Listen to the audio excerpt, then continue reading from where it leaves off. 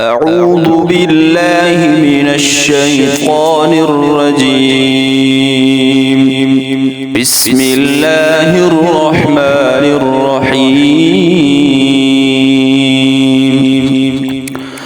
الرحمن علم القرآن خلق الإنسان علمه البيان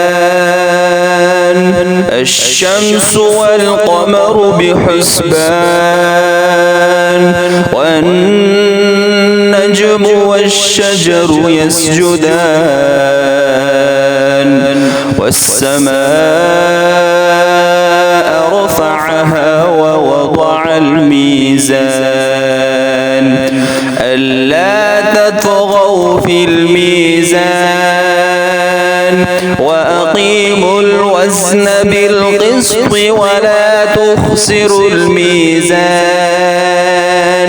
والأرض وضعها للأنام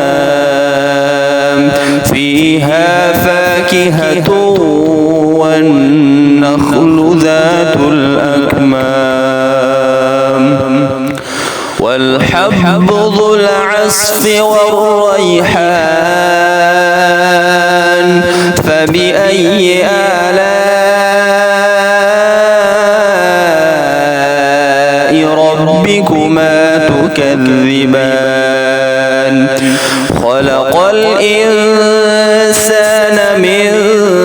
صلصال كالفخار وخلق الجان من مارج من نار فبأي آلاء ربكما تكذبان رب المشرقين ورب المغربين فبأي آلاء ربكما تكذبان